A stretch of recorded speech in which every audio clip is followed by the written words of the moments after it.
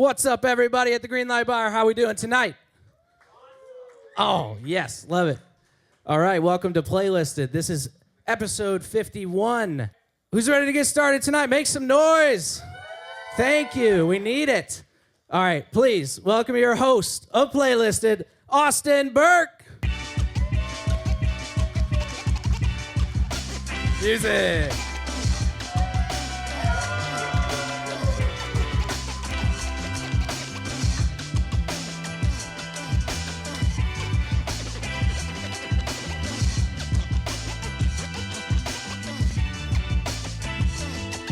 What's up, Green Light Bar? How we doing? Welcome to Playlisted. I love your energy. That's what I'm talking about. We are here every single Monday, and I'm going to explain the show to you guys because I'm sure a lot of you are not really sure what the hell is going on. My name is Austin Burke. We got Cody Hawkins here. Yeah. And you are here at Playlisted Podcast. I'm just going to get at it real quick because we have an incredible guest. I'm so excited to have him. But before that, let's take away for a second to thank our sponsors that make this all happen. Yeah, it's probably a good idea. Hey everyone, I'm Jenny with Picker. As a musician and band leader here in Nashville, I know that the hardest part of making a record usually isn't the music, it's the logistics. It's the endless DMs and friend of a friend searches just to find a reliable engineer or the right studio. We built Picker to change that. It's a dedicated professional booking app for studios, engineers, producers, musicians, and artists. We use filtered searches so you can stop scrolling and actually find the specific talent that fits your project's vibe and budget. We also know that recording is a massive investment. That's why Picker allows you to pay for your sessions over time using your credit card, keeping all of your payments and invoices in one secure, organized place. We prioritize safety and professionalism above everything else. Most importantly, Picker is free. There are no subscriptions, no upfront fees, and no recurring costs. It's completely free to make an account, post your portfolio, and advertise your services to the entire community. It's time to move your career to a professional space. Download the Picker app or visit pickermusic.com for more information. Let's get to work. Pickers Vodka. We have $5 Pickers Vodka at the bar during the show, so be sure to get your Pickers Vodka. If you make the A-list, you're going to hear this sound.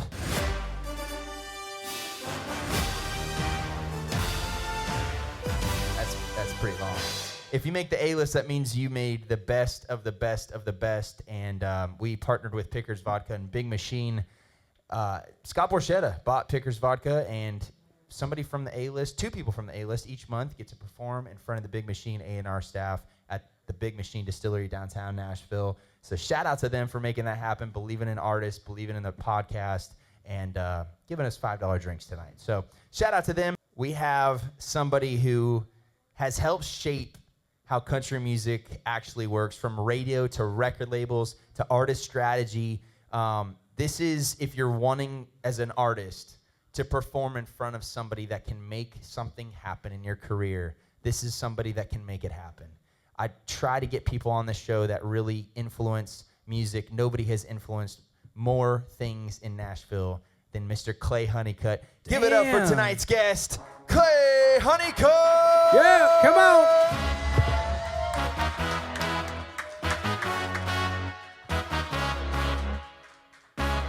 How's it going? Welcome. Thanks for having me. Absolutely. This is great. Man. A live studio audience. It is a live studio it. audience. I'm very excited to have you. I'm going to explain the show to you. I'm going to explain the show to everybody in the audience and anybody watching on YouTube. If you are watching on YouTube, be sure to hit that subscribe button. But basically, tonight, we're going to have artists come up on stage. They don't get to talk. They sing a song, and they try to impress us and the crowd with that one song. After the song, it turns into a podcast. We get to know who they are, what makes them tick, and we give them some feedback on their performance. Wait, these are songs? Oh, yeah. I thought this was comedy. I thought we were doing jokes and stuff. This is the music Kill Tony, so We it's hope- a little bit different. We We're a lot hope nicer. it's not comedy. We Yeah. hope it's not comedy. Oh my God, yeah, we're a lot nicer than they are. Yeah.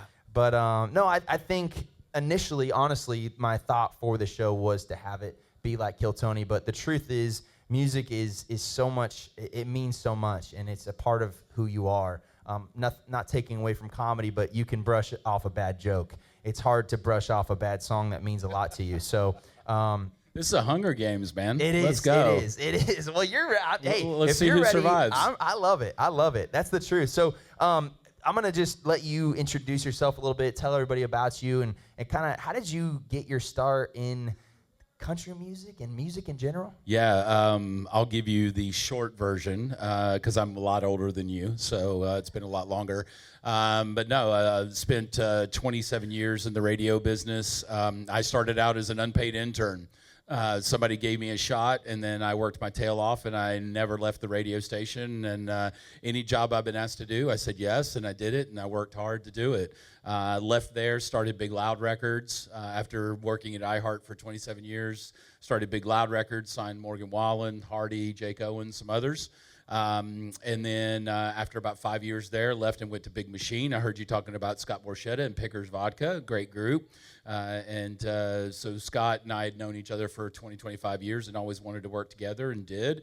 And then left there this past January, and I started an artist management company with my wife. And so we're a great tag team in managing some artists and doing lots of things. I'm working for Merch Traffic, which is a merch company as well. So just like you guys, just hustling, just putting it all together.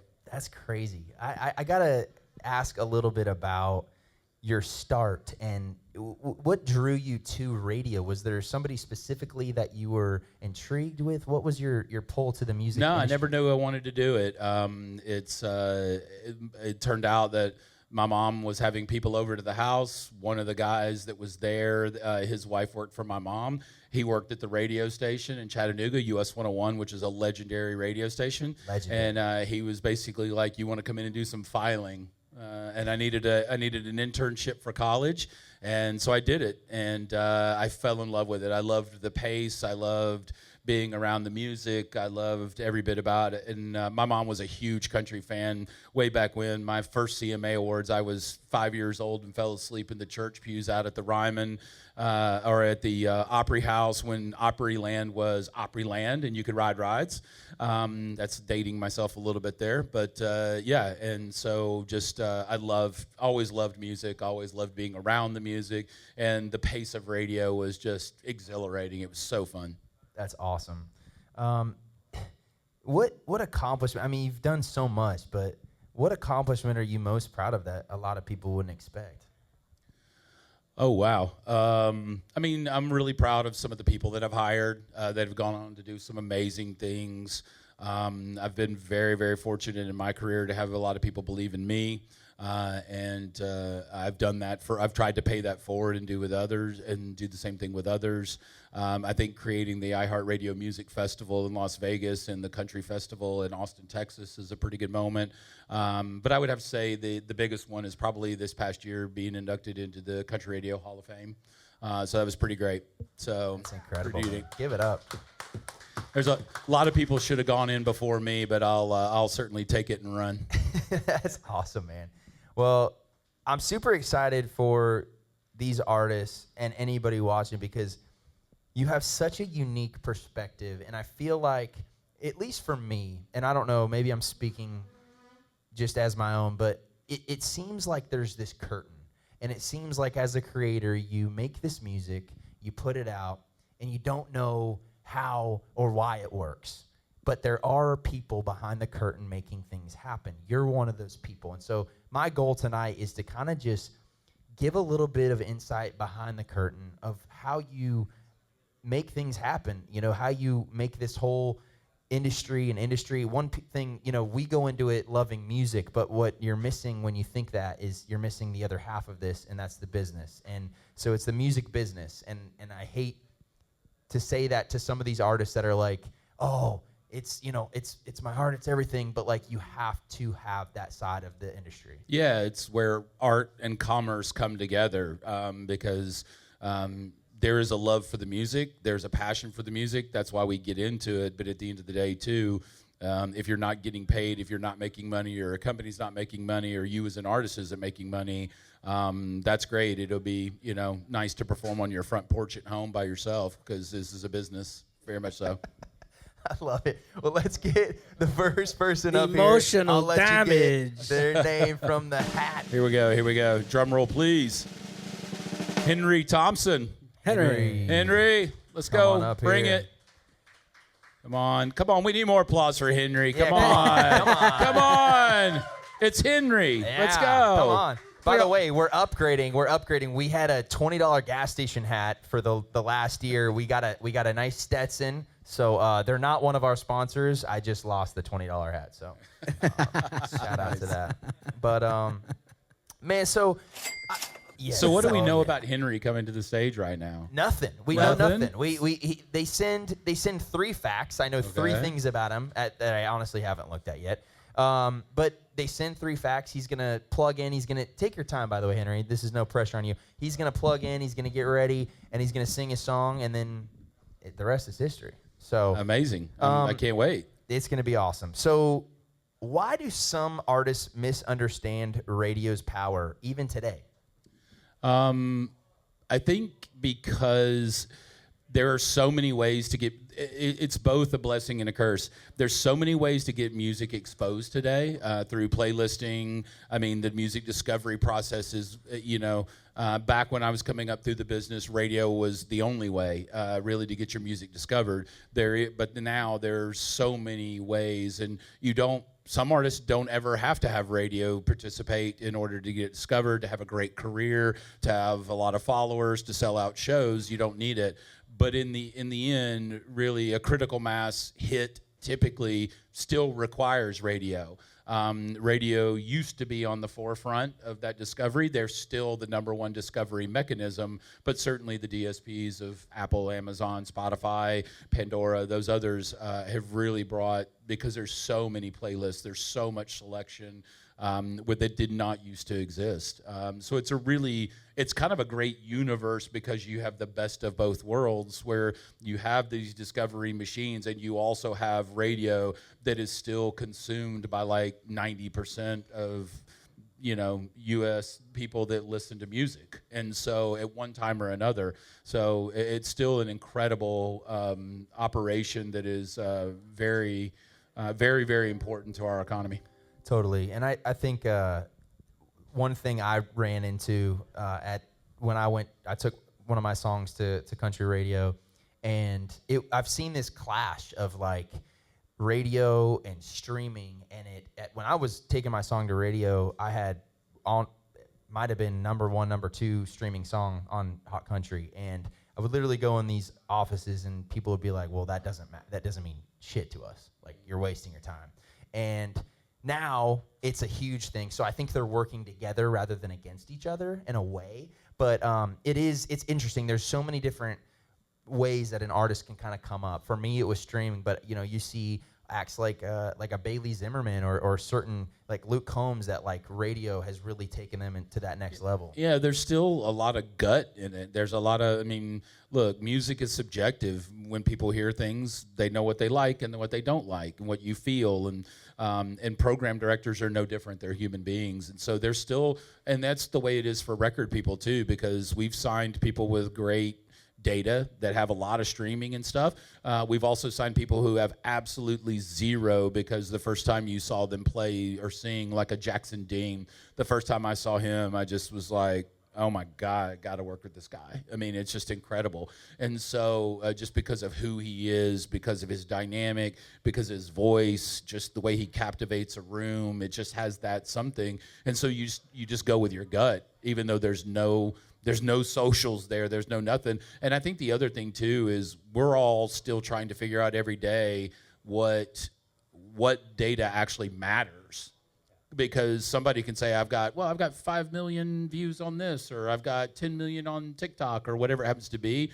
That doesn't always translate into hits on the radio, selling out shows, being able to perform. There's so many people that we see that are on social media and they've got big followings, and then you put them on a stage like this and they crumble like a house of cards. For sure. And that's why this show is so real, because you're here in front of a live audience and you're really playing for real. There's no tracks, there's no auto-tune.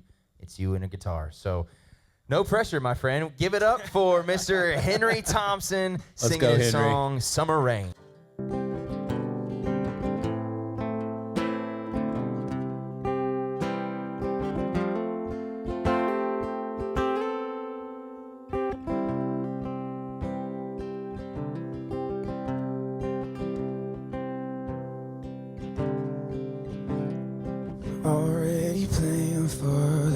that's where we'll live. All you steady hands while I graze your waist. Your skin is an angel living in. I take you for granted, how you dance in the wind. You twirl your hair when you talk about family and kids. You're intoxicating. And if we aim any higher, scared you'll fly away. You can hide your halo, but you can't help but show your wings. Yeah, our love's evergreen, it'll grow till we're old and gray. And babe, you burn like fire, but you're cool like summer rain. Your words on me together and warm from within. You're teaching me patience, you're reaching my heart from your lips. Oh, I'm addicted to it. We get home together, two sheets to the wind. The things that we whisper at night should be a sin. Oh, we're breaking it in. And if we aim any higher, scared you'll fly away. You can hide your halo, but you can't help but show your wings. Our love's evergreen, it'll grow till we're old and gray. And babe, you burn like fire, but you're cool like summer rain.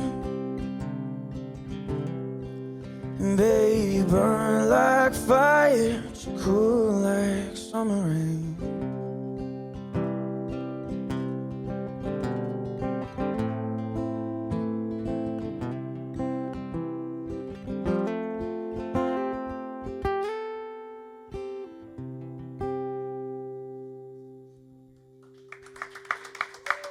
Thank you. Henry Thompson. Where are you from, man? It's like you from or Arizona. Yeah, what part? Scottsdale? Scottsdale. Nice. Where'd you go to high school? Chaparral. Oh, my, dude, that's crazy. I was supposed to go to Chaparral. My family moved to San Diego when I was a freshman, so I never went. But all my friends went. That's crazy. Yeah, what a small world. That song I wrote with Austin Moore. Oh, So apparently what? one of your No way. I went to childhood- preschool with Austin Moore. Yeah. This is rigged. This show's rigged. Do we need to give y'all a moment? That's crazy, Yeah, what is man. going on? Well, it's nice to have a fellow Arizona boy here, man. Tell us a little bit about that song, and I'm just before you talk about that, I'm very curious. What kind of genre would you say you are? Like, what kind of vibe do you think that you are? Yeah, I'd say more of like that song is kind of interesting. I think it's just like a short, sweet little love song that I hold a little dear, but the genre I kind of am is like folk pop, a little bit of mix of like some Noah Kahan and a little Justin Bieber in there somewhere. I love that. Yeah, Nice. for sure. That's Yeah. definitely what I heard. And I love, somebody told me this, and I really think it's true. Songs like that, the indie kind of folky songs, they're more lyrics that like couple lines that really stand out rather than a whole song of like, this is a story of the song. It was like, you did do that, but I also, you can hide your halo, but you can't hide your wings. Great. That was phenomenal. It's an amazing lyric. And then also, my only advice for you, man, like, I think you have such an awesome vocal and such a great tone. When you get to those higher notes, I could feel you holding back a little bit. Maybe it's because you're a first, but like, dude, you can rip. So don't hold back. Don't be afraid of that, because you do have a great voice. And so I just wanted to hear it more. But man, I was super impressed. So good job. What did you think? I love your voice. I think it's kind of where the format is right now. and a little bit of that singer-songwriter aspect of it. So yeah, I thought there were a couple of lines in the song that hooked me. A question for you is when did you write this song? Like, how long have you had this song? I wrote it last May. Okay. So taking that answer into a little bit of performance things, I would a song that's old. I don't love it because I don't love you reading lyrics because you lose connection with the audience. Open your eyes, look at, make that connection, because there might be a girl that resonates with that, or a guy and a girl dancing, or, you miss the connection, especially in a love song or something that's that heartfelt, I would say, most definitely. But I thought the song was good, and I liked your voice, and I agree. Just go for it, don't hold back, and that's the biggest stuff I got for you. When'd you move to Nashville? 2022. I just graduated from Belmont, so I did 4 years there. Nice. How old are you? I'm 22. 22. Unbelievable, man. Turned 23 in a couple days, 31st of January. Okay. Well, by the time this comes out, you'll be 23. Happy birthday, Henry. Thank you. Yeah, happy birthday. So, man, I really is that song out? No, it'll be out in the next 2 months, I think. How much are you doing this kind of thing where you go and get up on stage and get seat time and perform? And perform pretty often, just like gigs 4 or 5 times a week. Yeah, this type of thing is my first time doing it. Wow. It doesn't exist really. But so, okay. Do you have anything like? Do you do music full time? Do you have another job? No, I just do music. Just playing gigs. And if I don't make enough money 1 month, I'll go home. And I've been doing gigs professionally there for since I was 14. So I've got a nice thing. Handlebar J, or where do you play at? Just like the steakhouses. Nice. Like Mastro's. Yeah. Yeah. Hell yeah, dude. Is your intent to move here permanently? I mean, I know you went to Belmont and I'm stuff, moved but here permanently right now. you are, okay. Yeah. But you'll go back and do gigs and that kind of stuff. If necessary. Yeah. Okay, good. Yeah, I mean, I just think the only reason I ask that is because I think it's easy to like helicopter in, write some songs, perform, that kind of stuff, and then go back home. But I kind of use the line, you must be present to win. Yeah, exactly. You never know when an opportunity is going to come up for a write or a performance or anything like that. So that's great that you're here and committed, and yeah, that's good. So you're 23 years old, man. You got the world in front of you. What's your ultimate goal with music? Where do you see yourself in your dreams? Yeah, I mean, I don't know. I just love music. I've loved music since I was little. I just want to write music that might make an impact on somebody, no matter like where they are in life. That's just kind of, yeah. I just want to make music that people would like feel it, and like hit their heart and all that. Yeah. One tip for everybody, for all the artists, is if when you're asked a question like that or anything else, like what kind of music do you play or something, you should be able to give that to me in about 30 seconds flat of like, pitch, just be able to describe yourself, because if we meet at a party or anything else, those are the things I'm going to remember. Or if so I play this and I do this and I do that, and that kind of stuff, because some of it's meet and greet style. Some of it's, you get longer conversations, but you only get a brief second sometimes to make an impression or to give somebody your elevator pitch. Just confidence shows through. It is. And I will say this too, man, like I can tell, like I really struggle with this a lot. You have to walk in the room and know that you're the shit. You have to walk on this stage and know that you're the shit, and you got to walk on the stage and know that every single person in this bar is going to fall in love with you. Is it cocky? Is it egotistical? Yes. Name an artist that isn't that.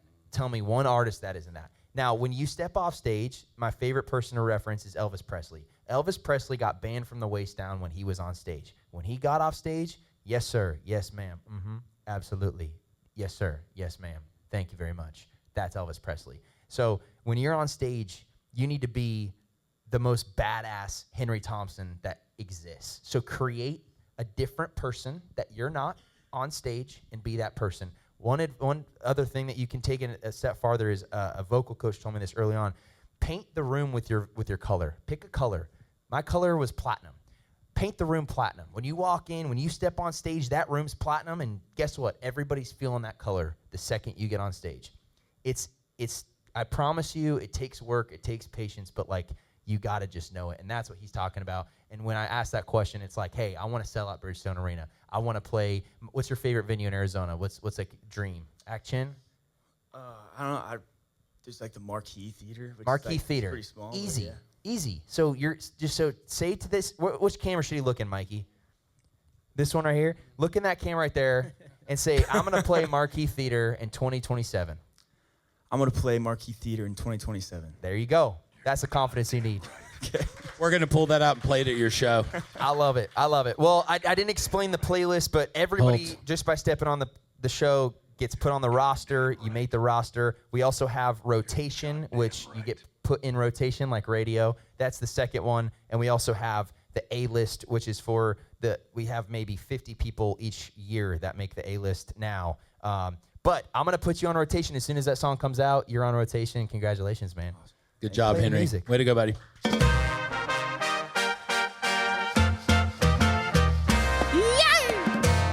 That's Horrible. What rotation was that? music. Give it up for Did you pick Henry that, Thompson. Cody, or is that on like just a? Was that random, or did you pick that? No, I picked that last week. That's our rotation music. Wow. It is Okay. very random. We're not at the stage yet where we can like pay for music, so it's all free. So, I thought a Latin band was coming to the stage or something. dude, talk to your boy Scott. We got to get some more money for this show. Oh my God. So well, let's get the next name out. Let's keep the show rolling. We got a national championship going on. I hope I say this correctly. Aaron Rosing. Aaron, Yeah, did I that's get it right? Aaron. All Got the right, peace let's go, sign. Aaron. Go with that. Come on. You had the luxury that Henry did not, which is you got to listen and take feedback and be prepared. Oh man. Yep. You got So- Henry's notes. I love it. I love it. So for a Henry, an artist that, let's say he has a song on TikTok and Instagram and all these things, it starts to pop off and he starts to get that momentum and he's playing Marquee Theater. What is a mistake that you see a lot of artists with momentum make? Throwing away music. And by that I mean, like, you're in such a rush. These are your babies. You're creating these songs. You're creating these things. You're in love with them. You've probably spent the last 6 months or a year on them, and you're dying to get them out there. And I get that. But at a certain point, you've really got to stage it properly and get them released properly.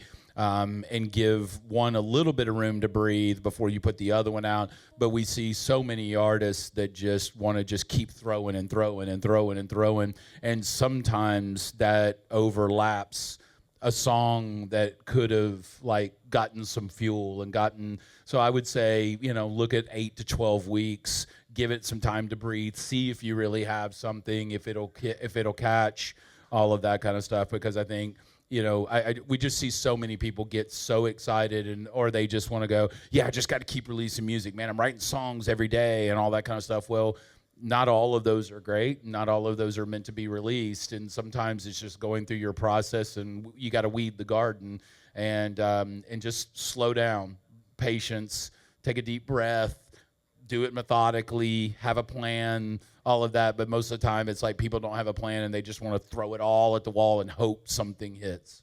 Yeah, and I think too, at least for me, when you get into Nashville and you're trying to make this a career and you put out some music and you have some success, you think that a label is going to really like do everything. Can you maybe just give some insight into like what is a label gonna do?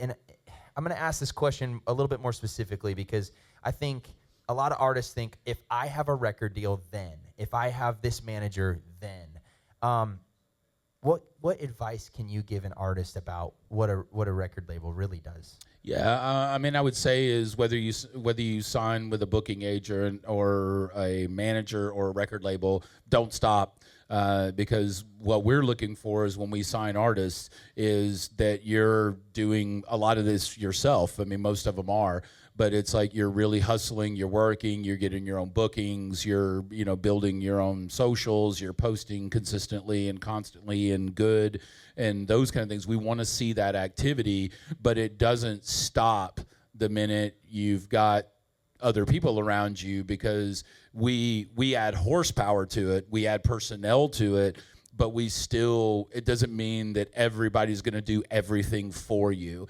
And I've seen it before where people get signed and then they're just kind of like, okay, there's a digital team. I don't have to do that anymore. I don't have to worry about it. And it's like, no, you do. We still need you at the table. You're the artist. You're the CEO of your company and you're the brand, and you know it better than anybody else. We're there to amplify it. We're there to accentuate it, to accentuate the good and downplay the bad.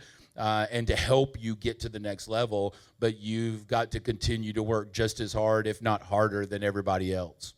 I love that. I love that. Well, everybody give it up. Did we pronounce that right? Aaron Rosing? Yep. Awesome. Everybody give it up for Aaron Rosing singing his song, Easy Does It.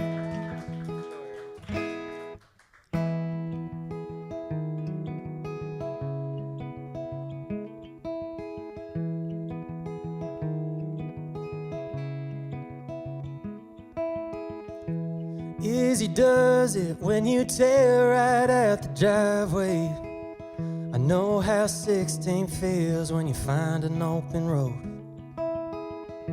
And easy does it in that backseat off the byway. I know you think you love her, but you got a long way to go. And there's a lot of things you still don't know.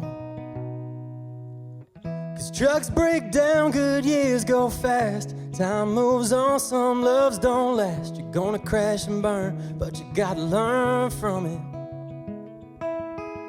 'Cause you won't get that mileage back. Hearts get broke like tempered glass. Wasn't worth the hurry, was it? Nothing good comes easy, does it?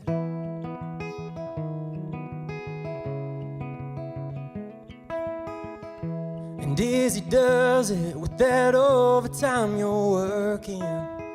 You can't see the stars behind that corner office curtain.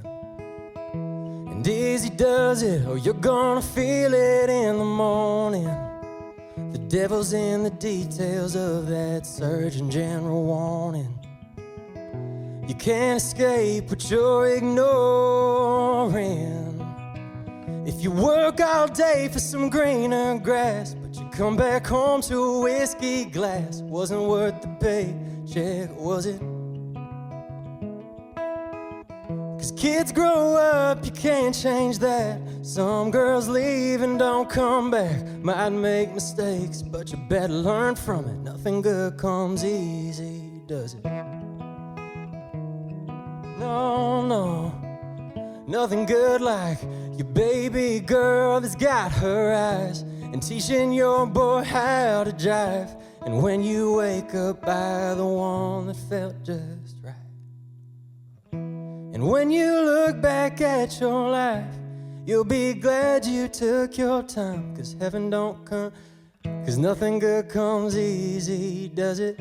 Nothing good comes easy, does it? Fuck, I messed up the last line. Do you remember I can redo the last line. Redo the last line. Come on. You played it off, though. Shit, how's it go? Take it from the last chorus. Nothing good like your baby girl that's got her eyes, and teaching your boy how to drive.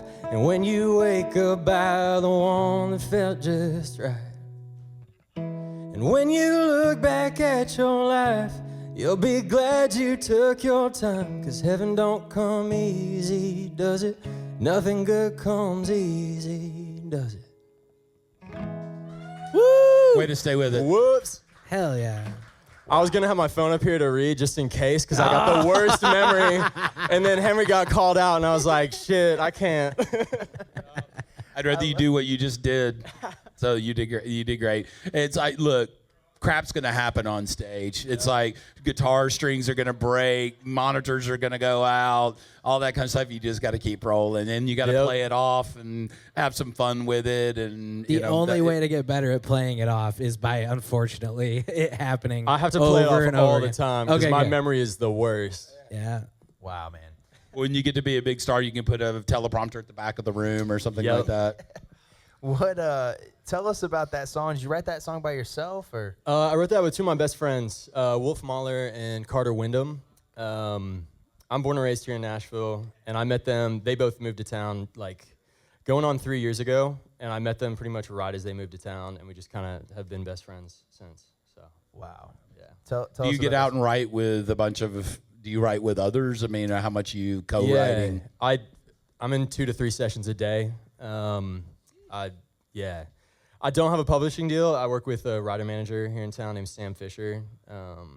But yeah, I'm pretty much full-time writer producer, and I'm in a band called Romcom, which is so different from what I just played. It's like an indie pop summer anthem type group, bangers only. But as far as just day to day, I write a bunch of country. All right, I'm gonna throw you a curveball. Yeah. Give me verse chorus of a song that you would play with Romcom right now. Yeah. All right. I literally never play rom-com songs at writers' rounds. This might be the first time. Let's go. Let's See go. if I can remember one. This one's about to come out, if I can figure out the chords, because they're all weird inversions, but too much of you is never good, Jack, but show the uppers that I can't quit chasing. You turn the key with a look, yeah. Get all the horses on in that hood racing like Talladega, Monte Carlo, baby. Wants to pedal down, ain't no way to chase it. I can't catch my breath, I won't stop to rest. I've been so obsessed, guess what I'm trying to say is I can't sit still and I still can't lie. When you're on my mind, yeah, you keep it running. If looks could kill, then you look like the way I wanna die. Baby, keep it coming. You got my number, so hit the buttons. You made the call, I'll come Forrest Gumpin', 'cause I can't sit still and I still can't lie. When you're on my mind, yeah, you keep it running. Wow. That's good, man. That's good. I love it. The reason you. I did that to you is because anytime anybody comes into a record label or a radio station and stuff and they start mentioning other things they do, you have to be prepared to do whatever you said just came out of your mouth. Deal. If you say, like, Eric Church is one of my favorite artists, give me an Eric Church song. You better be ready. Don't bring it up if you don't want to do I it. love that. I love that. That was good, man. That was Thank good. you. And you Man. remembered it, so that you A+. What? So, are you wanting to put that song out, or what's like kind of your goal with that song? Easy Does It, the first one. Yeah, so that song's been sent around to 1 million people. I know it's on Tim McGraw's phone, but I don't know if he liked it or not. All right, Tim McGraw song, go. Yeah, I like it. I love kidding, it. I'm I couldn't play the chords for any of that. I'm not a guitar player, but yeah, I mean, the goal of most of my day-to-day is to get cuts that go to country radio or produce and develop artists that I believe in and help them get to the next level. So a couple of the artists that I'm working right now on production and writing, Callista Clark, if you're familiar with her, Kaylee Rose, Wolf Mahler, who's over at Seagale. But I've kind of a roster of like 15, 20 artists right now that I'm kind of dialed in with on production, and I just want to be my own A&R and try and take people to the next level as a writer-producer. That's incredible, man. I don't know if it's just where I'm at right now in my life. I have 2 little boys, and I'm kind of in this phase right now where trying to, like you said, weed the garden a little bit. Pick out like what do I still want to do this? Do I want to put out music? Do I want to not? And I hear a song like that, and it's like, man, I want to put that song out. Like, that is just such a fucking good song. And You I can mean have that. it. Like, you can tell you grew up here in Nashville, because it's just Nashville songwriter written all over it. But it was so good, and I think it's because of where I'm at. You're working so hard. You're trying to make all these things happen. And sometimes you just need to peel off a little bit, sit back. Easy Does It. You know, it sounds like it was a very wise song. I loved it, and I love the A+. guitar playing. the relatability. A+. Yeah, Thank you. Phenomenal. I'm a sucker for the double meaning. So of Me easy too. does Oh, I was gonna it, say and then that. easy does it. The yeah, title. so love it. Yeah, it was great, man. I mean, this is the first one of the year, but you made the A-list. Hey. Yes. Aaron Rose. Absolutely. And I'm not putting out music for a little bit, but if that song is still available, I Yeah. would love to cut that song. Hit me up. I mean that. Let's do it. It's a phenomenal Wait till song. McGraw takes it off his phone, though. Exactly. If we rewind this a little bit, there was a verbal contract just a second ago. No, I'm kidding. The fist bump counted as. I'm serious. That is a very, very good song, and I will clip this part and promote the hell out of that song. Thank you. That's great. Man, give it up for Aaron Rosen. That was phenomenal. Yeah, great job, Aaron. Appreciate it.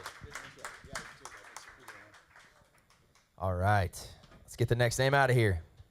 Is there no music for like drawing the name? Oh, there's a Yeah, drum. the drum the rolls. drum roll. The drum rolls. Yeah. All right, here we go. Isabella Hartline. Isabella Hey. Woo, Hartline. Isabella. Come on up here. I think she's got her fan club with her tonight. I love it. Wow, Isabella, nice hair.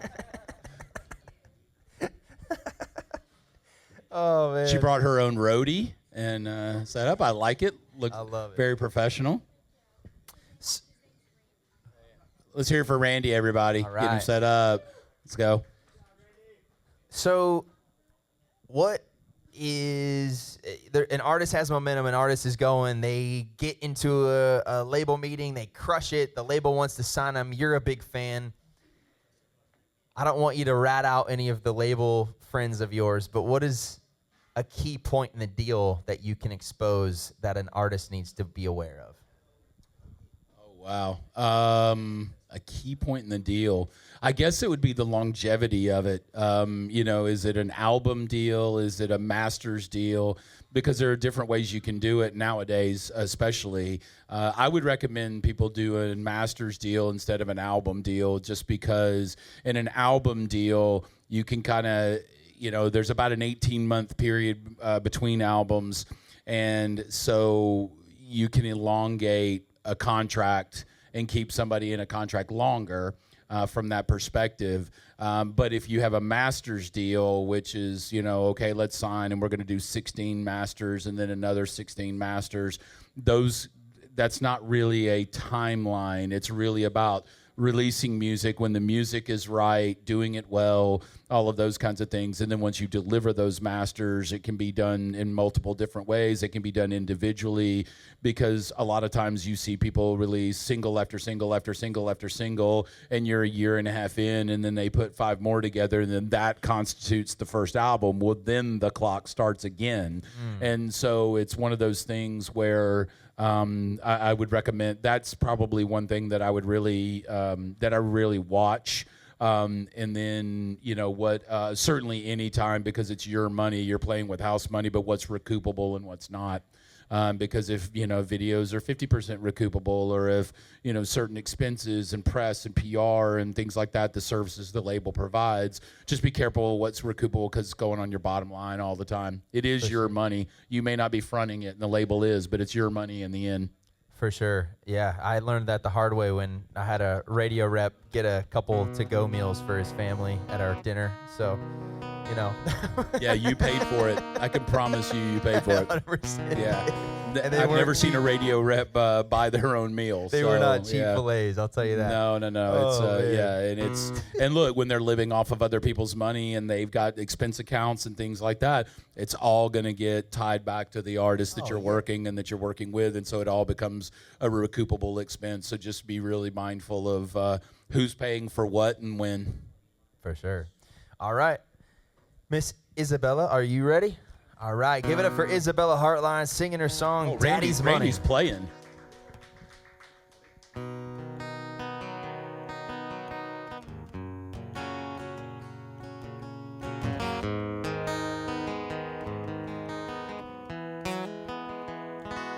Cut-offs riding high, tanks on E, chasing the night with nowhere to be, cranking Ellen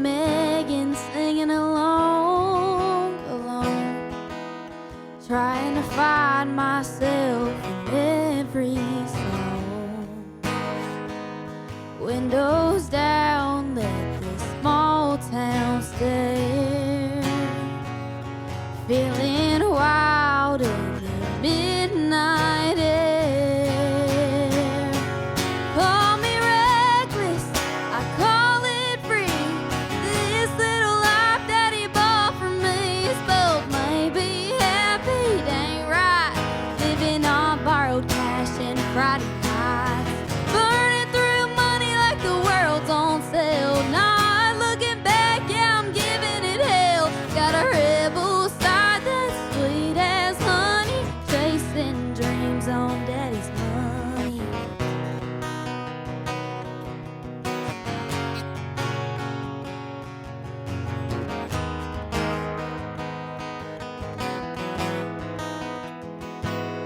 Mama says, slow down, you're running out of grace. Preacher shakes his head when he sees my face. They say it's a phase that'll fade in time, but I'm writing my name in the county line. Midnight kisses, mistakes I'll keep. Got dreams too big for this town to sleep. Call me reckless, I call it free. This little life that he bought for me is both maybe happy, it ain't right. Living on borrowed cash and Friday nights. Burning through money like the world's on sale. Not looking back, yeah, I'm giving it hell. Got a rebel side that's sweet as honey. Chasing dreams on daddy's money. Restless nights and faded lines. Living fast, breaking all the signs. No regrets, just lessons learned. Fueling fires that always burn. Call me reckless, I call it free. This little life that he bought for me is both maybe happy, it ain't right. Living on borrowed cash and Friday nights. Burning through money like the world's on sale. Not looking back, yeah, I'm giving it hell. Got a rebel side that's sweet as honey. Chasing dreams on daddy's money.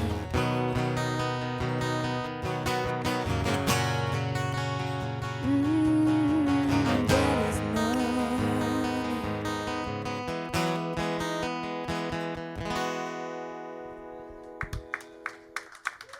Thank you. Isabella Harline. Where are you from, Isabella? I am from little old Cedartown, Georgia. It's Nice. about an hour and 40 northwest of Atlanta. So, Wow. So you drove here tonight? heck yeah, I did. Oh, thank you so much. I appreciate it. That is awesome. And I see here you're a senior in high school?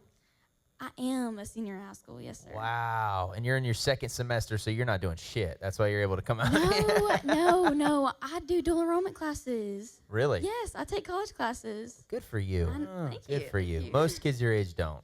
Oh, That is awesome. Hey, I heard earlier there's somebody from Cedartown, Sam Hunt. Oh, yeah. Sam Hunt. Yeah, Sam Really? Hunt's from Very Cedartown. cool. He's from your hometown. Yeah, my dad coached him. Really? Yeah. Football? Or his brother. We're a Yeah, big football. Sam Hunt. Him and Van? Oh, that's awesome. Small world. It is a small town, right? How many people in your Very, very- town? Oh gosh, like 8 to 10,000, 8 maybe. to 10,000. 8 to Oh, 10 I'm just listening people. to my dad. I don't even know. That's 8 to crazy. 10 people. That's crazy. Wow. So tell us a little bit about that song. Well, that song is called Daddy's Money, and my dad is standing right there. So y'all, he. He said I'm broke. So that's a true story. I had it written down. True story. Yeah, y'all. Honestly, I really wouldn't be where I am today without my dad and his money, But I just kind of wanted to write that song to kind of appreciate him in some sort of way. I know it's like, yeah, I'm using all my dad's money, but it's like, I love my dad, so yeah, thanks, Dad. No, that's how I took it. Yeah. That's awesome. No, that is sweet. A couple things. Now that I heard your dad say I'm broke, that was hilarious, by the way. Which true or not was funny. I think that there might be a flip in the song, and it's like it's called Daddy's Money, but it's not. It's about how maybe your dad doesn't have money, and he's still given everything, maxed out credit cards, done everything to make it happen for you. So I think that might be. And listen, how old are you? 18?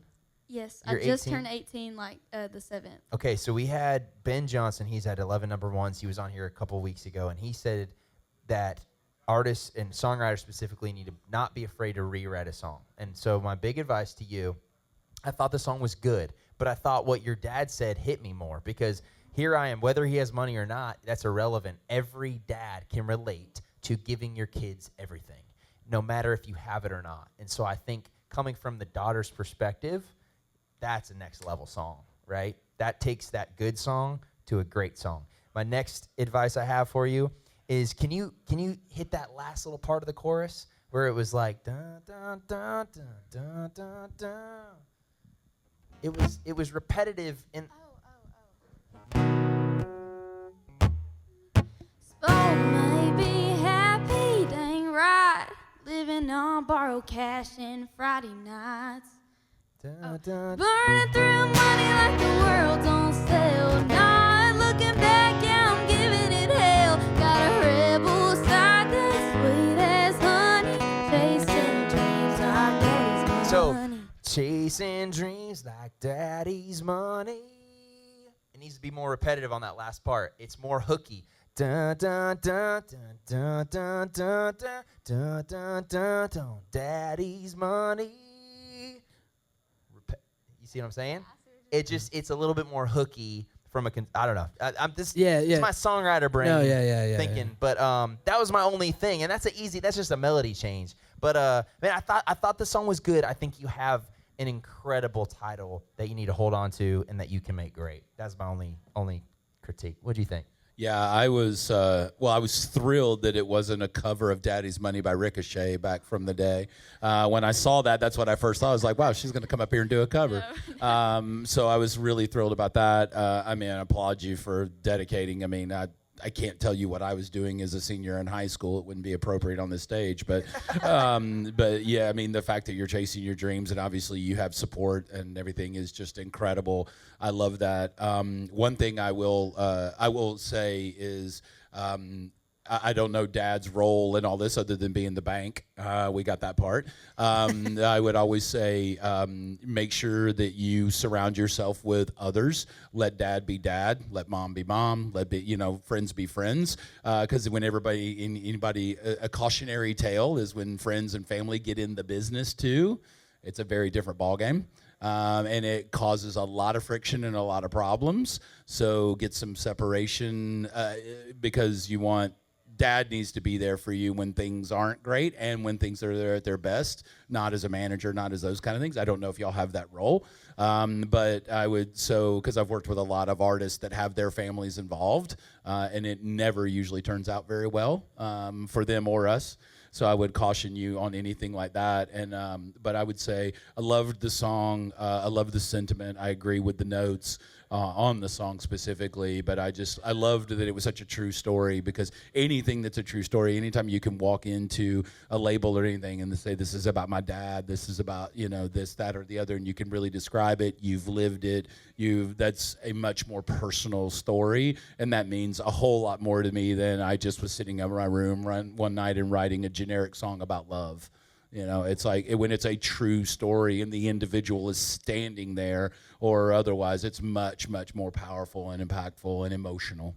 So, I thought you did a great job. And shout out to Dad. I think as a dad, your biggest hope and your biggest dream is for your kid to get up on stage and say what she just did about you. So big shout out to you. You made it, man. You did it. You raised a good one. For sure. But also, my last question for you is, like, you're so young, and all this, it's a lot to come up on the stage and perform, and I know you drove here and all this stuff. And have you played in Nashville before?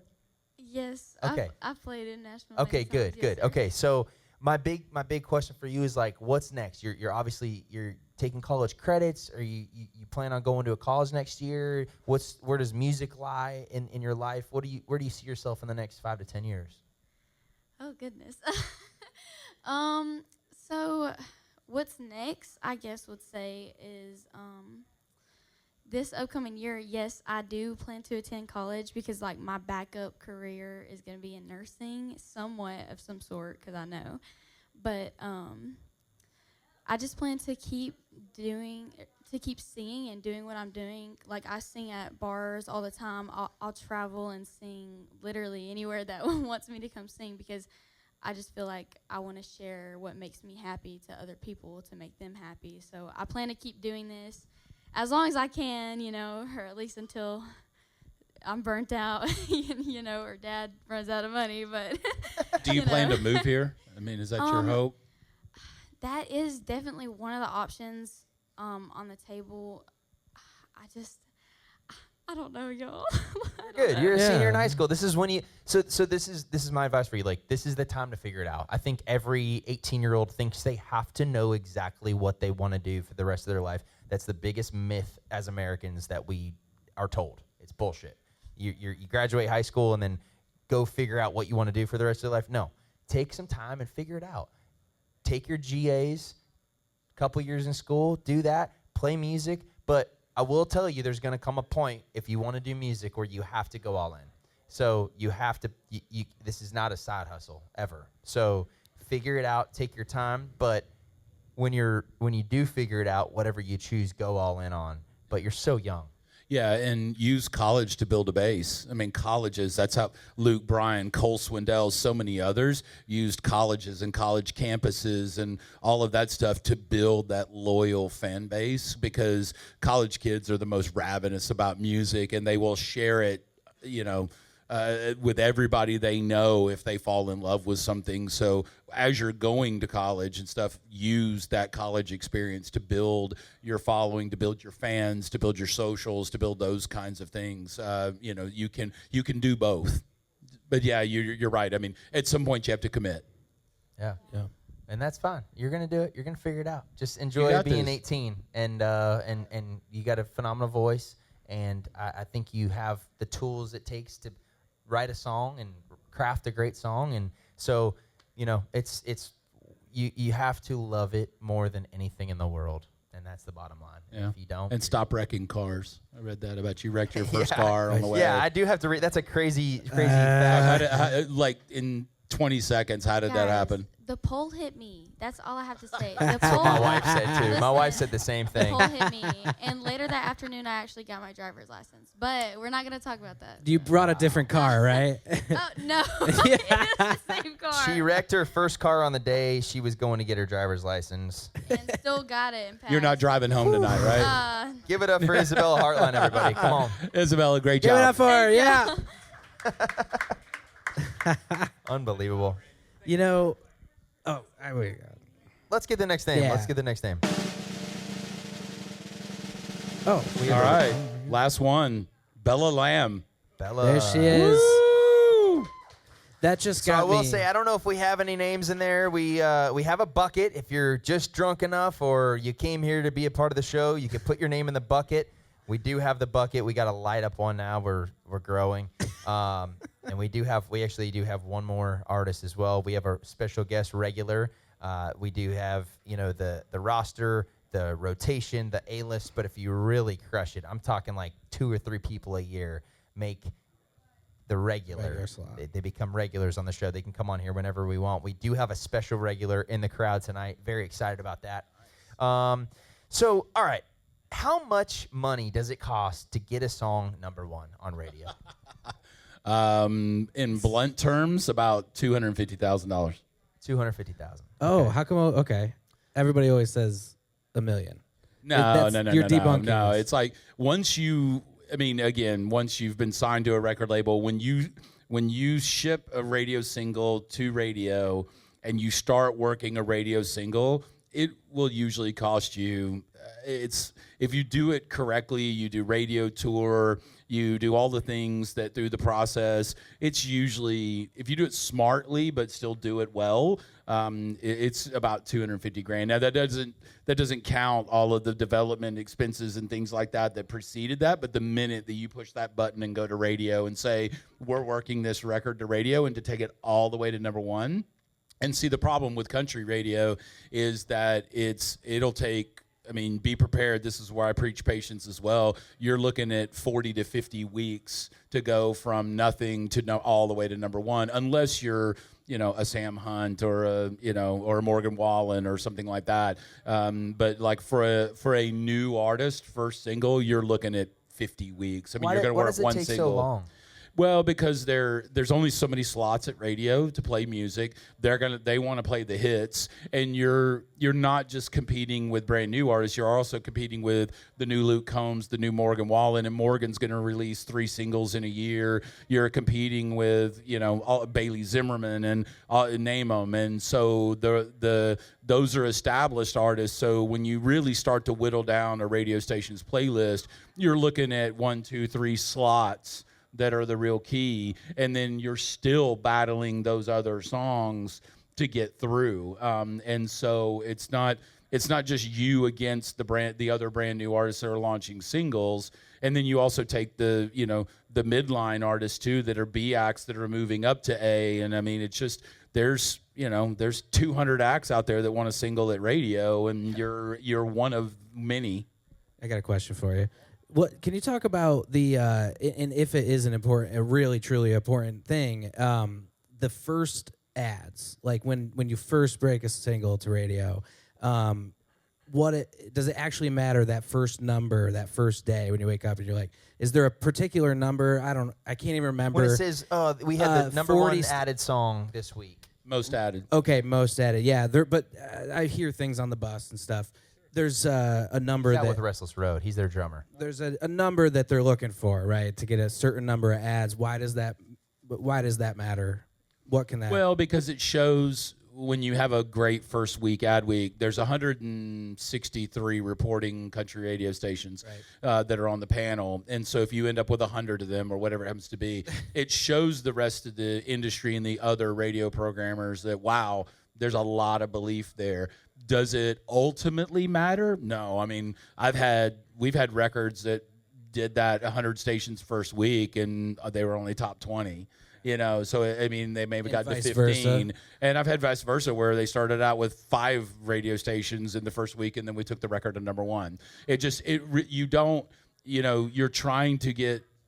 I tell everybody, anytime you take a song to radio, streaming, anything else, you are playing for the benefit of the doubt. You're asking for the benefit of the doubt. That's why these performances, being in front of people, showing them you could do it, because there's so many people that can't, and when you see one that can, then you're like, okay, I really like that artist. They were very personable and funny. Isabella was great, where she was just kind of, rolling with it and, and having fun and that kind of stuff. And it's like, those are the people I want to root for. And so I'm more likely as a programmer to go with something. If I have a slot and I've got 4 things laying in front of me and I go, I met her. Yeah, she was great. I'm going to give her the benefit of the doubt. I'm going to give her a shot.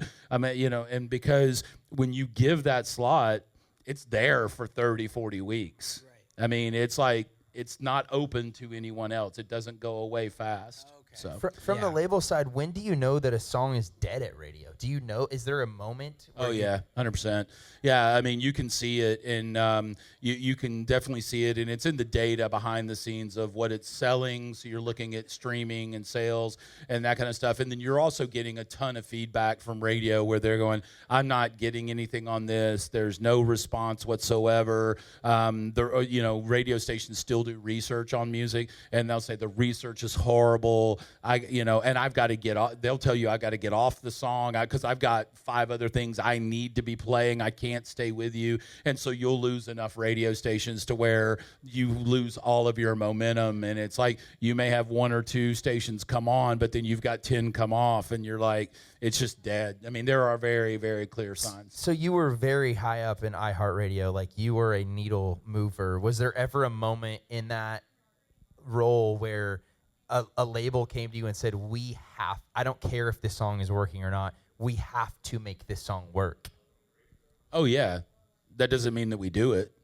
Okay. They may say that, I mean, because it's, but most labels, they say we have to break this act. We want, we got to get this through.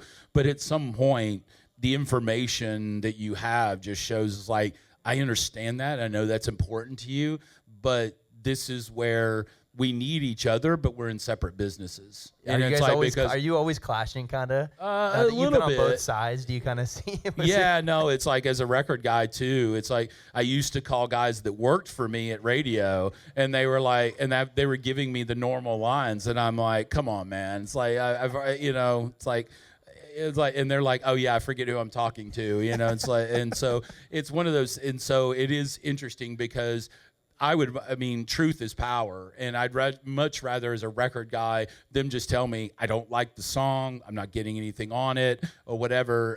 I'd much rather know that, because sometimes a fast no is just as important as a yes, because then we won't go waste a bunch of money chasing it, and we won't spend weeks and weeks and weeks, and it also hurts your relationships because you're just beating them up, trying to get them to play a song that they don't want to play or they don't think they should be playing, and then you've ruined it because I've got 5 other artists that have radio singles, and so you're trying to get them to play the other ones too. So at some point you gotta just kind of, you gotta cut your losses. Yeah, no, that's crazy.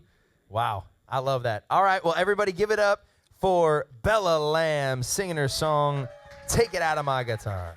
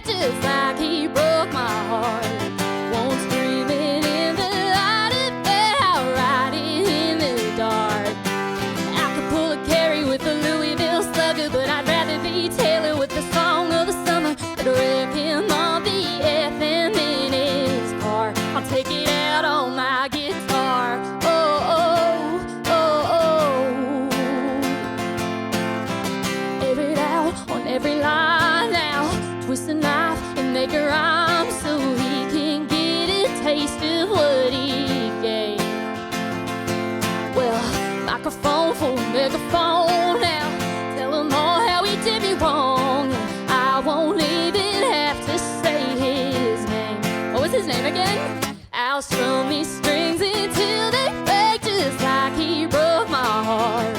Won't scream it in the light if they're alright in the dark. I could call one to tell him goodbye, Earl, but I'd rather go down as a Tennessee girl. Wreck him on the FM in his car. I'll take it out on my guitar. Oh, oh, oh, oh, I'll take it out on my guitar.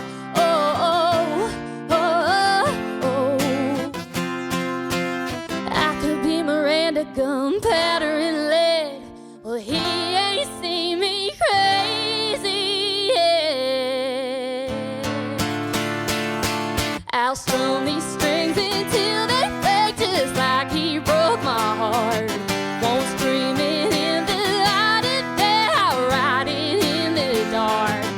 Hey, I could pull a Carrie with a Louisville slugger, but I'd rather be Taylor with the song of the summer. To wreck him on the FM in his car.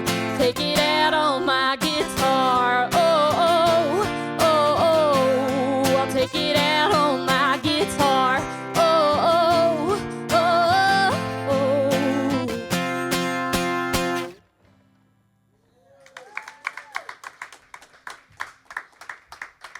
Miss Bella Lamb, everybody. Yes, sir. Hell yeah, you're in Chattanooga, but you were born and raised in Tennessee. You've been kind Yes, of all sir. over Nashville, Jackson, and now you're in Chattanooga. Yeah, born in Nashville, raised in Jackson, lived in Memphis for about a year and a half, and now I'm based in Chattanooga. Go Mocs. Awesome. I live right off campus. My parents live in Harrison. Oh, nice. Yeah, You go to I school there? grew up there. I go part-time at UTC. Nice. How about Part-time Mock? UTC, full-time live music. Graduate mock right here. Nice. Go Mocs. Yeah, yes. Nice. Go Mocs. Heck yeah. So tell us a little bit about that song, and Did you write it by yourself? No, I didn't. I wrote it up here in Nashville with Lauren McLam and Chris Raffetto. And yeah, it was a lot of fun. I had the idea for the title. I was listening to Taylor Swift's Lover, and I really loved the line, with every guitar string scar on my hand. I was like, well, that's a little sad too. I mean, my hands are ugly because I play guitar, but I was like, I kind of want to make something real fun and silly out of that. So yeah. I love it. I thought you had great stage presence. Well, thank and you. You can tell that you're comfortable on stage. Yeah, I mean, I thought it was a cool song. My only like thing, and I know this is the most nerve-wracking thing you can do is come up on stage and wait for people to tell you what they think truthfully, because you can go up and play any writers round in Nashville and you won't hear anything. You can just think, you crushed it, and nobody has to tell you what they actually think. My only thing is, I want you to sing this song on the treadmill. Okay? Oh yeah. I want you to sing this song either on a run, on a walk.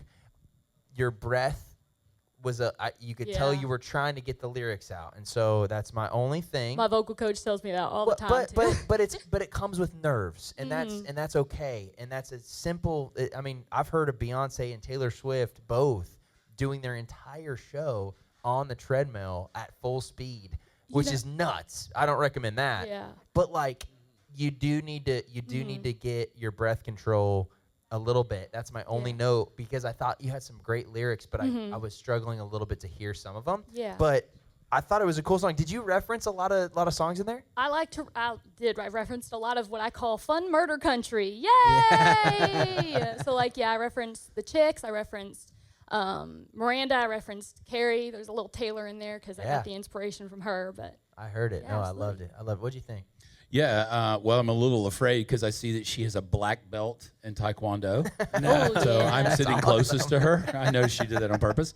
No, I thought I think the notes on, I could tell you were nervous, that's okay. I'd never give any problem on that. I like the concept of the song. I got to say, I didn't love the take it out on my guitar.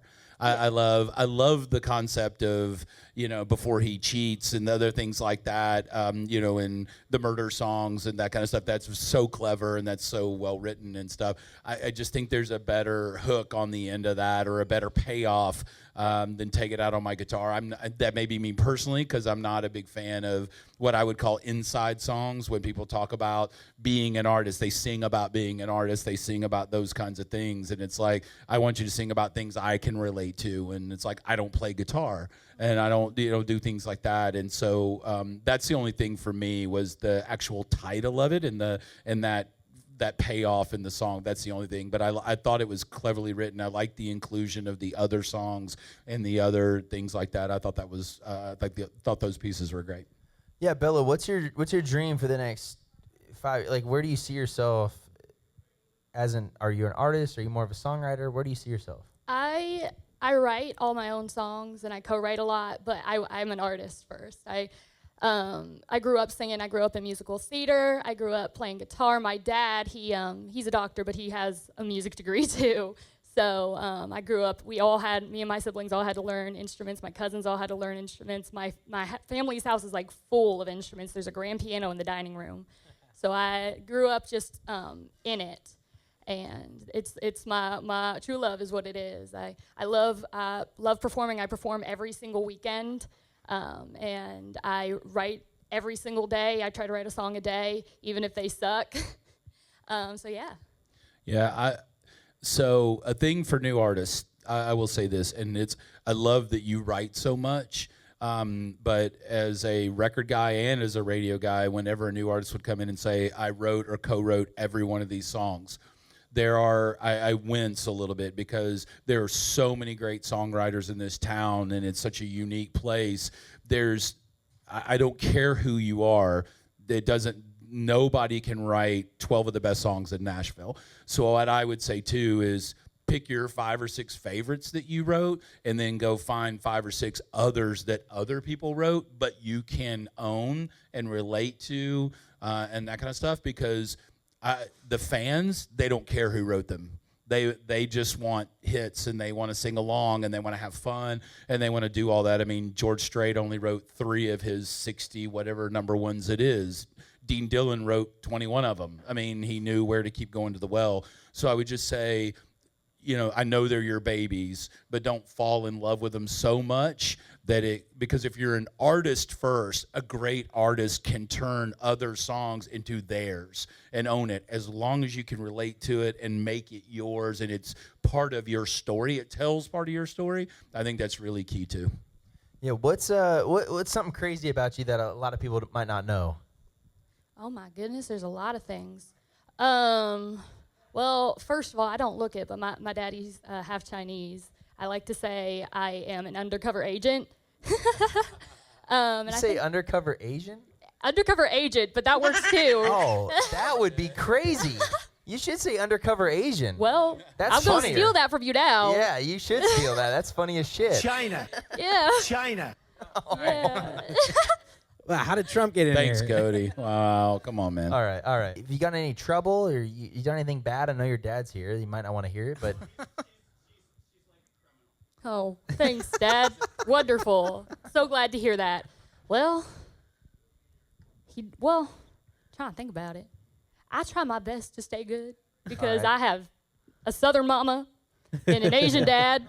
So I'm always under kind of like a little thumb. I'm 23 years old. They still like, Bella, what are you doing? You got to call me every single night. Are you in school or? Part-time, yes, sir. Okay, yes, and then what do you do the other part-time? I write, I sing, I practice. Okay.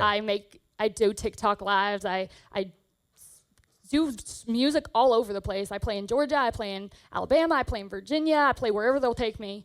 Every single weekend I'm booked, and yeah, I try to put out music, and I'm just hustling, trying my best. So let me change one thing of what you just said. Yes, sir. You're not trying, you're doing, okay? Yes, sir. You're not you're not doing the artist thing, you're not trying to put out music, you are doing it, and that's Yes, the sir. confidence. So I want you to change that when you say that, because you are an artist and you have great energy, and I think that you need to just rephrase some of the things you're saying, because Yes, you have great energy.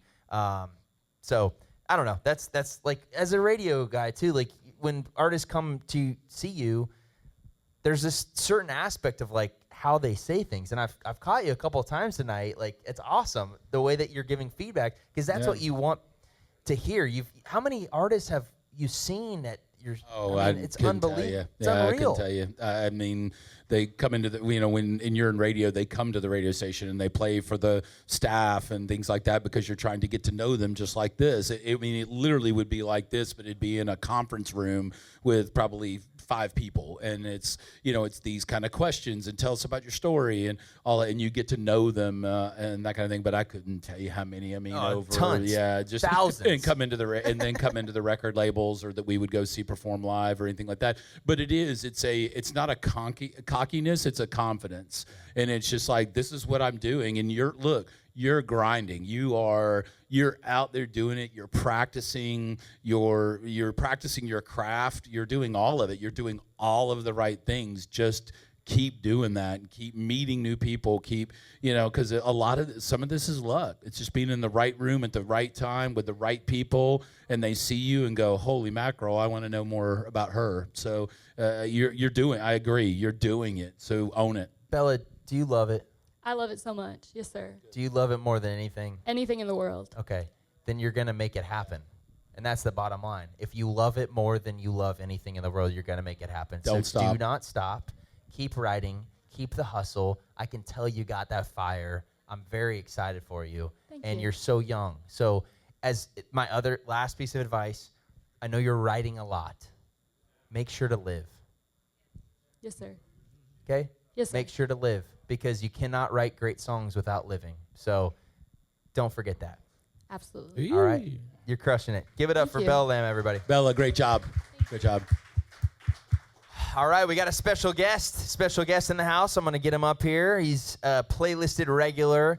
He absolutely crushed it on the show. I have seen over 350 artists on this. There's a couple that stand out. We had a group that was on The Voice that made it. They were runners up on The Voice. They're regulars, Deck of Hearts. and Mr. Browning Snyder. So Browning, come on up here. Give it up for Browning Snyder, everybody. Come on. All right, so we got a couple more questions for you. What's the most frustrating you've ever been with an artist, either on the radio side or the label side? When's a moment that you just wish you could? Not wanting to work.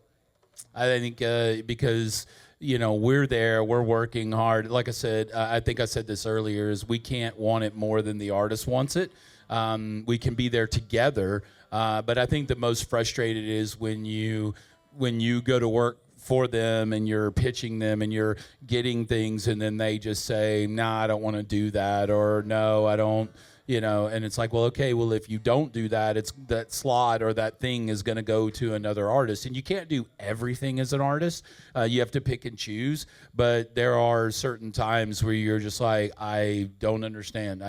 How do you not see this being good for your career, being good for the next step, being good for your brand, those kinds of things. And I think that's probably the most frustrating sometimes, is when, an artist, they have it in their mind of what they want to do, when they want to do it, and how they want to do it, and that's great, but sometimes those don't align, so that can be frustrating at times. For sure. Sometimes we're trying to save them from themselves, and it's like, and they just don't see it. So doesn't make us right all the time, but it certainly does. It's just when you don't want to work like that, then it's like, okay, there's 100 other artists, out here that want this and are willing to do it. Totally. And before Browning plays, you've obviously had so many roles within the music industry, on the radio side, working as for free for the radio station, top executive for Big Machine, Big Loud, like top of the line. Like, I'm sure made tons of money, seen the highs, seen the lows, done all of it, but like, what role has brought you the most joy? It has nothing to do with the music industry. It has to do with being a husband, and that joy, because I've lived it through 24/7, 365, and it's what you just told Bella, which is live, because it will consume you. It can consume you. But nothing replaces my wife Patrice and the things that we do together. And she's in the business as well, so we have like minds and we get to talk about that kind of stuff. But I think it's everything not to do with the business, because it is all consuming and you have to go so hard for so long. But it's the moments that you stop and realize, because there's so many times that you have these great things happen and winning CMA awards and doing all this stuff, but you don't get to stop and enjoy it, because you've got to go on to the next thing. You've got to, or there's two artists that are doing amazing and blowing up, and then you've got two artists that are in the toilet and you can't get started and you can't figure out why.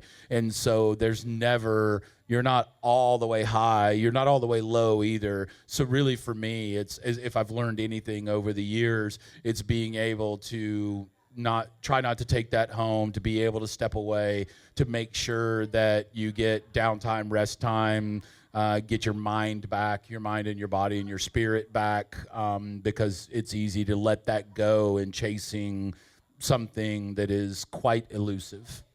For sure. Browning, you're used to this, but this is more of a question for me. You work with your wife Patrice on Honey Music. You guys are partners in this together. Do you have any advice for somebody like me? I work with my wife together, and it's really difficult sometimes to find that balance of work and turning it off, like you just mentioned. Do you have any advice throughout your years of, like, you're an entrepreneur, so you can't, like, there's no 9 to 5. How do you balance that work and Yeah, it takes both of us, and we've recently been talking about this, to be able to turn off our brains. So when we're doing things together, we are really trying. We do not always get it right. We really try to talk about everything but business. And it's like, because it's so easy to go, oh, hey, did you talk to those people and get this and that update? It's so easy to fall right back into that because that's what we do every day. But then it's finding that reconnection of, let's talk about the house. Let's talk about our next trip. Let's talk about the dogs. Let's talk about our friends and what we're going to do, and, you know, going to a movie and doing things like that. So it really, again, we do not get it right all the time. And that's when we both feel like we're kind of fried, is when you don't get to separate from it, because you're working, you feel like you're working all the time. And so we've really been talking about that a lot lately, about just making sure of, and calling each other out on it, go, okay, we said we weren't going to talk about work. And so, you know, we're not going to do that, and go to the gym and just get, you know, I mean, things like that, just to get away from it. You got to get away from it. And both of you, because you've got your husband and wife first, all this crap is going to go away. I mean, it's like at some point, it's just going to be you and your wife and your kids, and that's all you have. That's all you have. Oh, I love that, man. Thank you. That was more personal advice. Well, I think you're going to be a big star. I don't mean to hype you up too much, but again, there's been 350 people on the show. He's one of a very few regulars from the great state of Oklahoma. I don't even know what song he's singing. What song are you singing? Shooting Light. What? Shooting Light. Shooting About killing ducks. All right. Give it up for Browning Snyder singing his song, Shooting Light.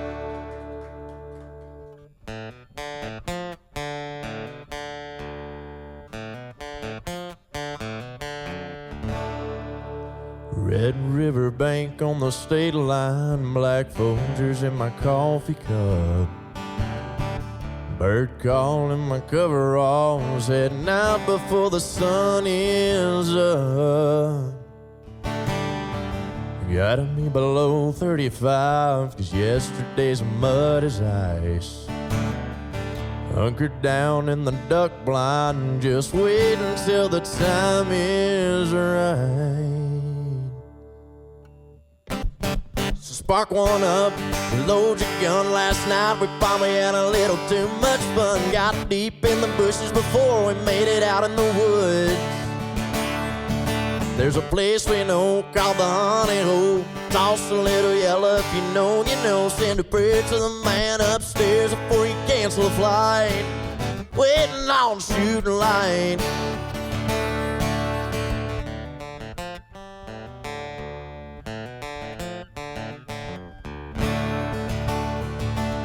Load the dogs, pack it on up. Scout the next spot so we don't need luck. Tell the boss man I'm sick and I ain't coming in, so tomorrow we can do it all over again. Spark one up, load your gun. Last night we probably had a little too much fun. Got deep in the bushes before we made it out in the woods. There's a place we know called the Honey Hole. Sauce a little yellow if you know, you know. Send a prayer to the man upstairs before you cancel the flight. Waiting on shooting light. Yep.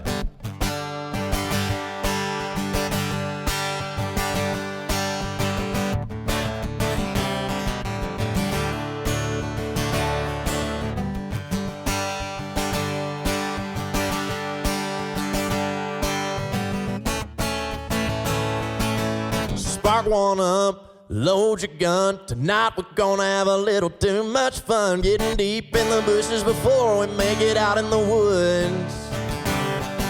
There's a place we know called the Honey Hole. Sauce a little yellow if you know, you know. Send a prayer to the man upstairs before you cancel the flight. Waiting on shooting light. Waiting on shooting light. Waiting on shooting light.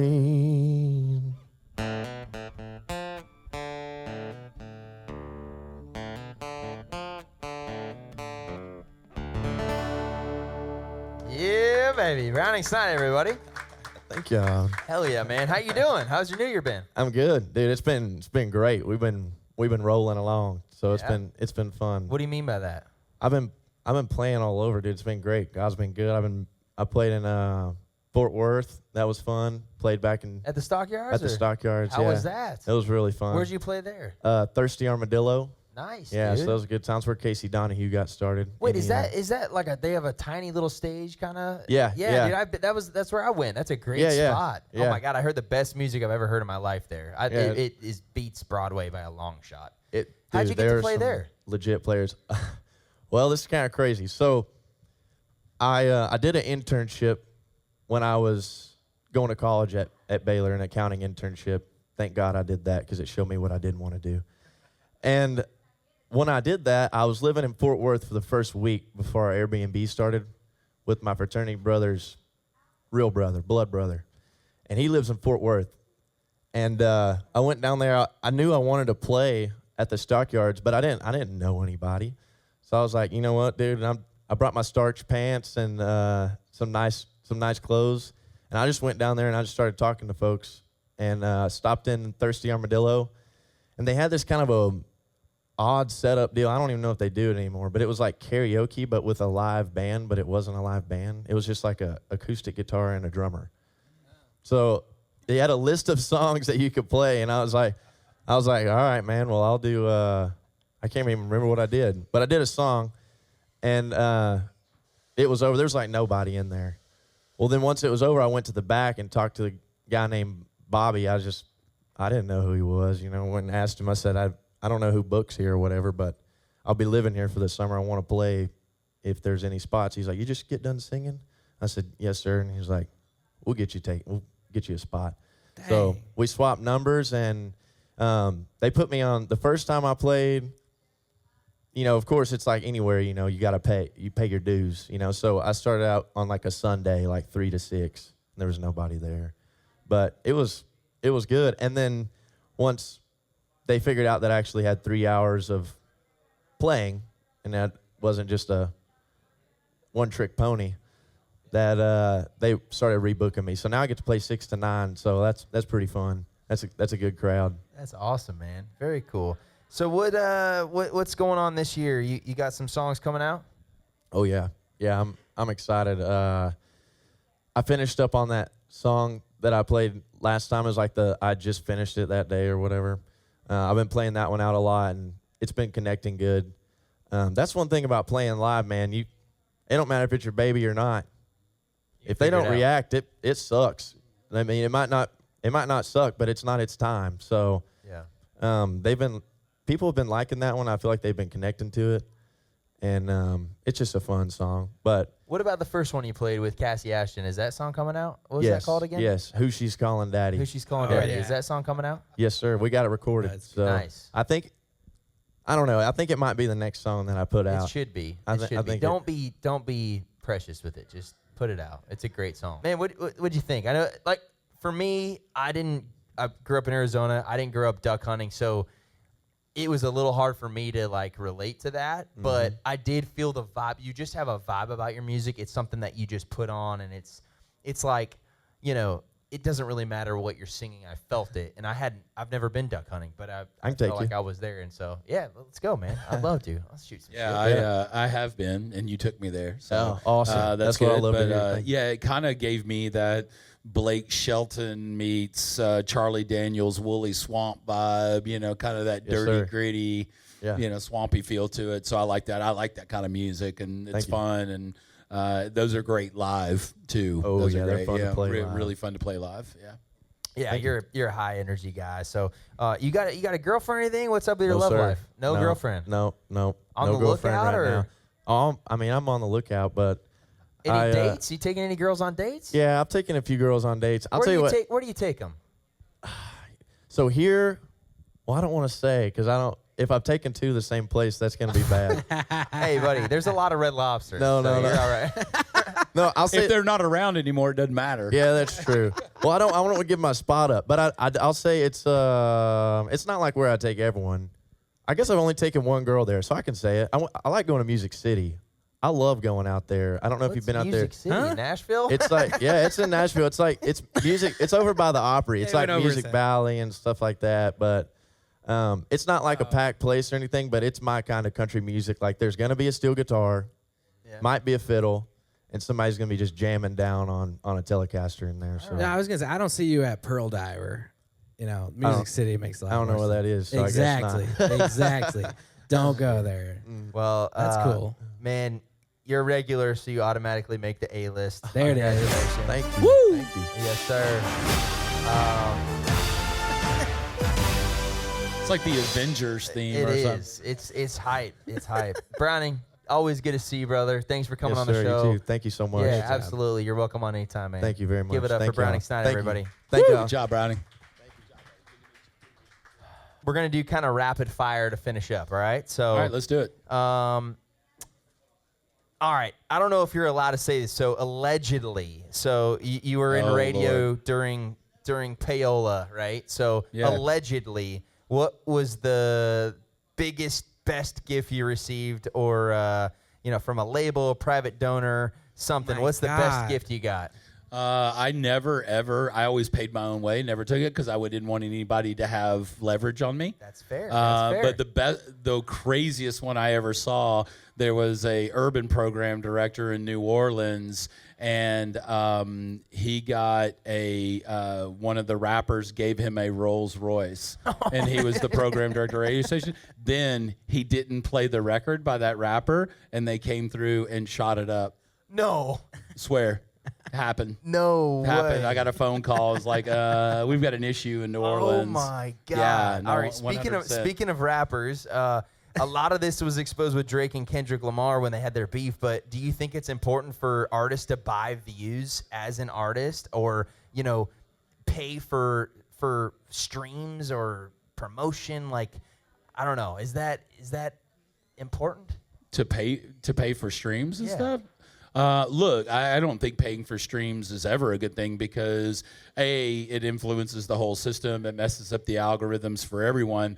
Plus, also, you're going to get caught. I mean, Spotify and all these guys, they're so good. They can tell when that's happening. So they're seeing through the bull crap. They'll call you on it. They'll call you out very, very quickly and say, we know these are fake. Stop doing it, or whatever it happens to be. And we can see it too. Like when an artist comes in and says, I've got all these streams and stuff, we can pull their stuff and go, okay, these aren't legit. Why are they in Vietnam? Yeah, right, exactly. The Philippines, or there was one artist that had one time, and it was a town in Germany that had a population of 1,500 people. And when we did the math on it, it was like all 1,500 people had listened to the song for 25 hours a day. I'm not joking. And we were like, okay. That is They do awesome. like country music, though. It's So like, Yeah, really no, loves they some love country music in that town. It is I'm thinking insane. about moving there. This is a big one. So a lot of artists, they feel like, hey, I need to get a manager, I need to get a publisher, I need to get a record label, I need to get this. Is there a certain role that you feel like is the most important for an artist team? Yeah, business manager. Control the money. Know where the money's going, know where it's coming from, know that it's all accounted for, it's your future, it's your savings, because you're putting your own money in to begin with. Where's it going? Who's taking it? Who's giving it? All of that kind of stuff. I would say first and foremost, get a great accountant, get a great, you may just start with an accountant and then go to a business manager, but get somebody great like that first and foremost, because you can't get the money back if you lose it, or you don't know where it's coming from, or somebody who doesn't know whether, the label's doing what they're supposed to be doing, or did you get paid for these shows, or did you get reimbursed for certain things. You need a really great accountant and business manager. And then after that, I would say manager. Well, that was my next question. What role gets in the artist's way the most, would you say? Oh, wow. In the way? I think sometimes a booking agent does, because they don't always respond quickly enough, and you can't, they have a lot of other artists, and so are they really pitching them as hard as they're pitching all their other artists to get on tours and things like that? So I don't see that a lot, but I would say just by the nature of it, some people would say managers, because some managers have a different belief than the artist. But the thing about being a good manager is they're the artist. It's their image, it's their likeness, it's everything else. You're there to accentuate it and to make their dreams come true and to make that stuff happen. And you can disagree and debate, but at the end of the day, they're the CEO. Totally. I've seen, just for the record, I have seen more managers get in the way of artists for this show specifically than I've ever been exposed to. It's been unbelievable. I've had managers literally cock block their artists. And by the way, artists, the worst thing you can do is say, talk to my manager. It really is the worst thing you can do, because if you know in your heart that you want to do something, respond. The best thing that's ever happened to me in my life, the best relationship I have, is because I responded to a DM of a person that wanted me to play a show out in Arizona, and I responded to it, and I didn't tell him to talk to my manager. I just said, absolutely, let's do it. Now I was one of his groomsmen in his wedding. We're best friends. Like, there's things that you just, if you know in your heart that you're not going to do it, don't say, like, hey, I'm not interested, whatever. It's bullshit. Don't pass things off to your manager. It's such a I mean, look, the manager works for the artist, not the other way around. And managers will tell you certain things. I don't think those are good managers then if they're blocking their artists or they're, because they're mad. If you're upset as a manager and artist, if you're not aligned, just don't be artist and manager together. Totally. It can end. It is a relationship. It is 100%. It's the closest relationship. For sure. A couple more questions. How would an artist today get the attention of a decision maker like you? I think, it's different ways. It's things like this. It's reaching out, sharing music. It's networking. If you see us out at, me and my wife out, we're out all the time at different functions around Nashville. Introduce yourself. It's not like. It doesn't bug you? No, not at all. No, we're normal people. It's like there's nothing special about us. We've had great careers, but it's one of those things where just come up and say hello. We speak to colleges all the time. We go and do things and stuff, and we try to encourage new artists and try to help them, and don't step on some of the landmines that we stepped on or that we've seen artists step on. And so but you got to be out there. You're not going to get this done in your basement at home. You got to be out meeting people and just getting to know other individuals, make friends, find other writers. It's all about networking, all about it. I love it. And this is it. This is the last question. Came up with a question that I felt like represented this show. It's kind of our mission statement question. It's the question I'm going to now ask every person that's on the panel from here on out, starting with you, by the way. You're the first person to answer this. So I'm setting the bar. Here we go. So imagine there's a 19-year-old artist watching this. They have talent. They don't have connections. They don't have money. All they have is talent. This section is called Two Truths and a Lie. So I want you to give them two truths that they can take from all your years of experience and build on, and that you would leave with them. Two truths and one thing that's a lie that you want them to kill right now and forget. Oh my gosh, that's tough. Two truths and a lie to a 19-year-old new artist.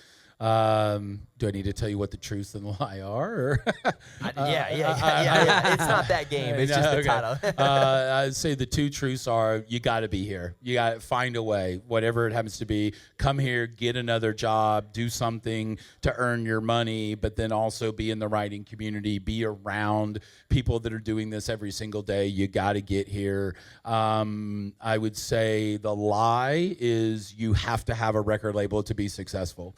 I don't think you do these days because it also depends. I think Aaron said it's like, I want to be a great writer and a producer. Everybody's not made to be an artist. You can still have an amazing career, and artists can have amazing careers without a record label or whatever they want to do. So you don't have to sign with a big record label to be successful. Some of the small independent record labels are even better because you're important and because they don't have 20 other artists, and you can be a priority for them, and they can really develop you and spend the time with you. So just be careful about selecting that. Everybody wants to come to Nashville. They want to get signed by a major record label. They want to be a worldwide star. That's great. But there's other stepping stones to that, and there's other things to do, and there's so many people doing great business here.